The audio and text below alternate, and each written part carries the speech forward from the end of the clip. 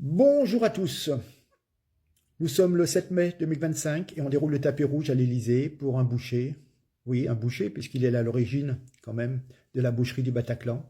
Rappelez-vous, le vendredi 13 novembre 2015, les terroristes de Daesh commençaient leur carnage au Stade de France, sur les terrasses et au Bataclan. Ils avaient au préalable tourné des vidéos testaments où ils revendiquaient leurs actes sur le périmètre de la division 17, une ancienne base de l'armée syrienne qui était située au nord de Raqqa, donc sous la domination de M. Ahmed al-Shara, alias Abu Mohamed al-Jolani.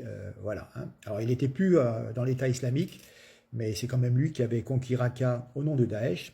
Ensuite, elle avait rompu avec ses anciens camarades pour poursuivre le djihad en Syrie, avec son groupe à lui, Jabhat al-Nusra. Alors c'est une rupture un peu plus tactique que philosophique, car dans la pratique, il n'y a pas de nuance entre al-Nusra et Daesh. Tous deux pratiquent des massacres, des décapitations, des tortures.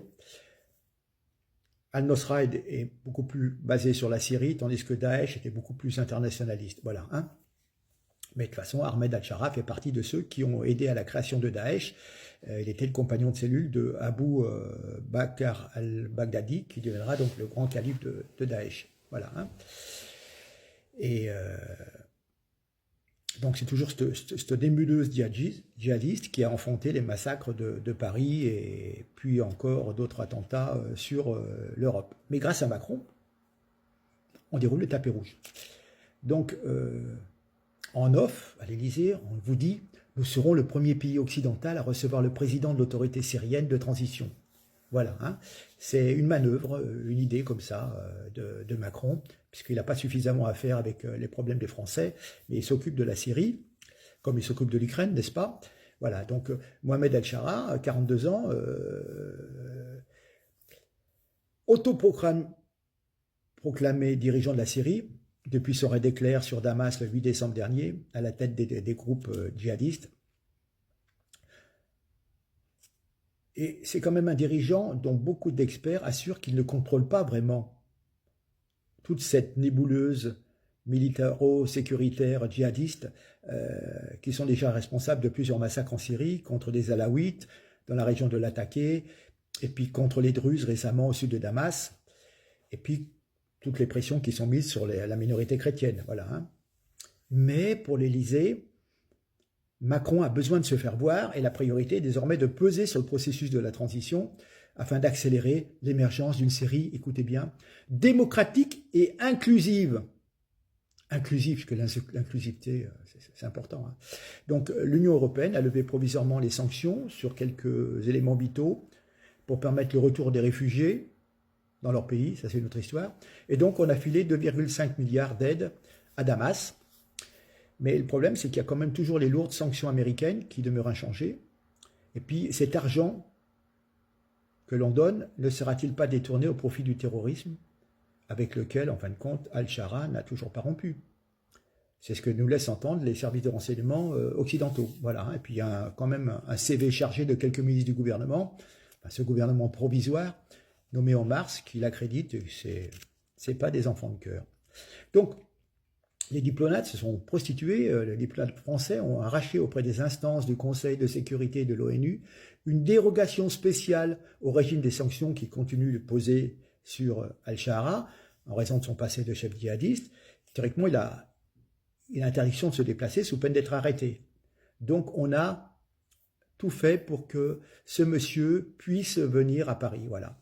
Alors, quelle naïveté de Paris et des Européens, si on croit qu'en recevant al-Shara, il se conformera à ce qu'on lui demande, c'est mal de connaître, c'est ce que disent nos amis kurdes. C'est lui le maître du jeu. Il obtient à Paris la reconnaissance internationale qui lui est vitale pour la suite. Il pourra aussi y parader et il fera ensuite ce qu'il voudra, bien entendu, hein. Donc, je peux vous dire que dans le secteur, dans cette région, les Kurdes confient leur tristesse et leur incompréhension. Ils savent très bien que al-Shara restera toujours un djihadiste. Ils n'ont aucune confiance en lui. Ils ont récemment signé un accord, mais ils savent que cet accord volera en éclats à la première occasion. Alors, est-ce qu'on avait vraiment besoin d'adouber al-Shara pour se positionner et peser au niveau international, peser en Syrie, hein? Parce que s'il y a un problème, nos militaires seront seuls en première ligne si la guerre repart dans cette région, car l'incendie couve toujours sous les cendres mal éteintes. Dans le nord-ouest, les Turcs rêvent depuis toujours de chasser les Kurdes pour y réimplanter les réfugiés syriens, mais des sunnites, hein, pas les autres, il ne faut pas déconner. Et au sud, tous les scénarios on dirait même les scénarios, parce que c'est du pluriel, du chaos sont aujourd'hui sur la table. On se pose même la question si Al-Shara à court terme ne va pas être remplacé par quelqu'un qui sera beaucoup plus radical que lui. Voilà. Et donc Israël a anticipé le pire et continue d'avancer ses pions au sud de Damas pour sécuriser ses partenaires. Ces partenaires de la communauté druze qui ont aussi des soucis avec donc les djihadistes sunnistes. Voilà. Donc,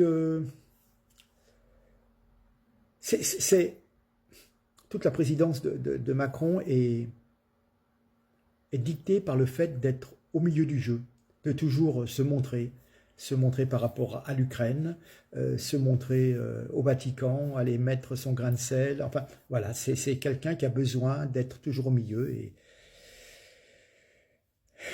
il pense que grâce à cela, ça lui permet d'effacer toute l'incompétence de 8 ans de présidence et de 1000 milliards de dettes, pour que les gens oublient toutes les bêtises qu'il a faites, consciemment ou inconsciemment d'ailleurs. Voilà, un petit extrait de quelqu'un qui s'y connaît quand même, qui s'y connaît largement sur le Moyen-Orient. Et puis voilà, c'est une interview, il confirmera ce que je viens de vous dire. À très bientôt, merci et partagez. Au revoir. Venir à Paris à l'invitation d'Emmanuel Macron, il avait déjà mis cette invitation en février, j'ai été profondément choqué, je me suis souvenu d'une chose, nous sommes dans l'année, à l'automne, enfin le 13 novembre, nous commémorerons les 10 ans du Bataclan, et à l'époque où les djihadistes de Daesh justement déferlaient sur Paris et semant la mort, et 250 personnes sont mortes à l'époque, tout le monde a oublié cet épisode, mais ils avaient fait des vidéos de revendication. Et ces vidéos, ils les avaient filmées dans un endroit qui était une ancienne base de l'armée syrienne, qui s'appelait Division 17, qui était au nord de Raqqa. Ils s'étaient mis certains avaient égorgé des prisonniers, des choses comme ça, pour expliquer leur détermination et pourquoi il fallait frapper la France.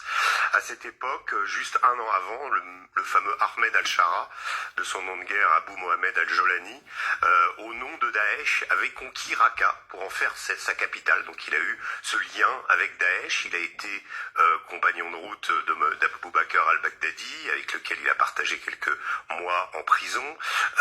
Il a été à l'origine de Daesh, c'est-à-dire il a mis sur les fonds baptismaux, et je trouve ça particulièrement choquant que cet individu qui n'a absolument pas prouvé en Syrie depuis qu'il est au pouvoir, depuis qu'il a renversé, que son groupe a renversé Bachar el-Assad, qu'il souhaitait mettre en place une Syrie où les minorités seraient respectées, une Syrie, inclusive. On a vu au mois de mars comment environ 1300 alaouites, minorités, ont été massacrés, pas directement par ses troupes. Alors certains gens des troupes d'Ahmed Al-Shara ont participé au massacre, mais c'est surtout d'autres groupes djihadistes qu'il traîne dans son sillage. Et de ce point de vue-là, il joue toujours celui qui vient, apporter la paix. Mais vous savez, c'est un peu comme un chef mafieux. Quand Ahmed Al-Shara dirigeait la région du nord-ouest de la Syrie, la zone d'Idlib, il faisait toujours de la même façon. C'est-à-dire qu'il y avait des groupes djihadistes, des Ouïghours, des Ouzbeks, des Tchétchènes qui sont venus là justement pour faire le djihad à la fois avec Daesh, avec Al-Qaïda, avec tous ces groupes au moment de la guerre civile syrienne à partir de 2011. En fait, tous ces groupes existaient, tous ces groupes sont toujours en Syrie, et à chaque fois, la façon dont Ahmed Al-Shara procédait, c'est-à-dire que quand il y avait des exactions, des choses comme ça, il arrivait et disait, voilà, en fait, il jouait le parrain, si vous voulez.